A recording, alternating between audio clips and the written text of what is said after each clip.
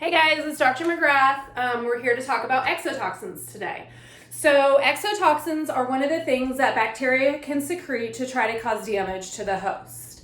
So exotoxins are made by living bacteria. They're usually proteins and they're secreted by the bacteria while they're inside of you, causing an infection. So the good thing about that is once you kill the bacteria, they're no longer making the exotoxin. In addition, exotoxins are not stable through high heat environments. So if you have, for example, a pharmacological, something you're going to give to a patient, injecting them, if you autoclave it before, it'll denature all the exotoxins that are in there. The other thing about exotoxins is it only takes a little bit and you feel the effects of it, which is good and bad. You don't really want to feel the effects of the exotoxin, but if you feel it when you have a little bit, that's good because that means the bacteria are living. If you waited until you had a whole bunch of exotoxin to start feeling sick, then you would have a whole bunch of bacteria at that point. So it's kind of either or. So there's a lot of different ways that you'll see toxins classified. Sometimes they're classified by the area that they infect. For example, like a neurotoxin is going to infect your neurological system. So they can say where they infect, or they could be classified by the type of bacteria they come from, or they can be classified by what their structure looks like, or they can be classified by the effects that they have. So it is very confusing because a neurotoxin could be a pore-forming toxin, which also could be an exotoxin.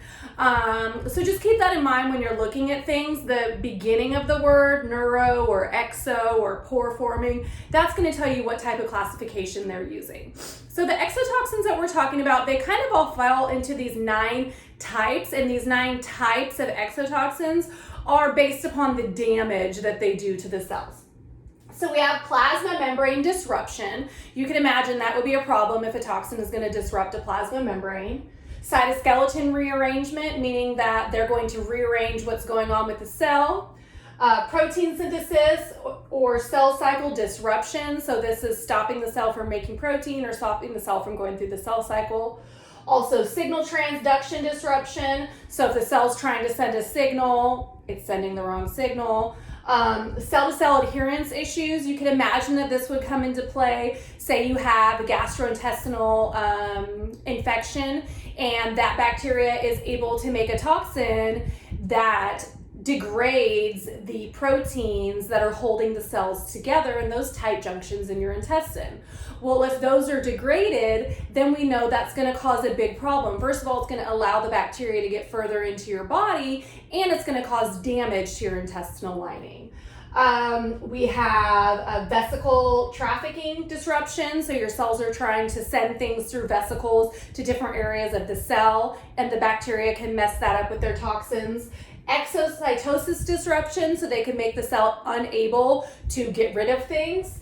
And then there are super antigens, which is the last class. So again, as I said, exotoxins are usually protein, which makes them susceptible to heat, and they're made by living cells. So now I'm going to go over a few examples, and these are ones that you are going to need to know for the test, and you have really good pictures of these in the PowerPoints. So the ones I'm going to talk about here, so the examples of plasma membrane disruption toxins, usually they have kind of an umbrella term for those, either being hemolysins or leukocidins. And you can imagine a hemolysin that is going to act on red blood cells and lyse them. And then a leukocidin, it's cidal to leukocytes. So it's going to kill those white blood cells. So the examples that I have of those are alpha toxin and listeriolysin. So alpha toxin, it actually, it's the one that we looked at with those blood agar plates that cause lysis of the red blood cells. And the listeriolysin O, that allows the bacteria to escape vacuoles. Then we have 2 subunit A, B exotoxins, okay? So this is what they look like. They're 2 subunits. So a 2 subunit AB exotoxin can do any one of these things we talked about depending on what toxin it is, okay? So a 2 subunit AB toxin, the B portion binds to the cell. So it's two pieces together. The B portion will bind it to the cell and get it in. The A portion does the action. So whatever type of toxin it is. So say it's a protein synthesis disruption toxin and it's a 2 subunit AB. Well, the B portion would get it bound to the cell, then the A subunit in the cell would disrupt the protein synthesis, maybe by binding to the ribosome or something like that. And the examples that we have of these that you're going to want to know is the diphtheria toxin. So the diphtheria toxin blocks the ribosome. So the B gets it bound to the cell, the A gets it in. The action is to bind to the ribosome to stop protein synthesis. This causes the cell to die. And this is actually what creates that pseudomembrane over your trachea where they can suffocate. And then we also have the cholera toxin. And we know when people get cholera, they get a ton of diarrhea. So what happens with the cholera toxin, it's a 2 subunit AB toxin.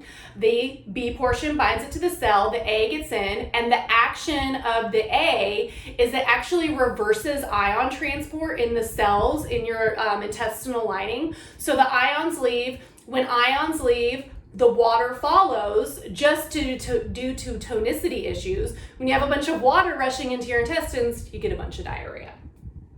The last one we want to talk about, specific toxin that you need to know, is the anthrax toxin. So the anthrax toxin, I'm sure we've all heard of anthraces. Remember when Tom Brokaw was getting mailed those little things? I don't know, you guys might be too young to remember that, but it was like this big white powder situation.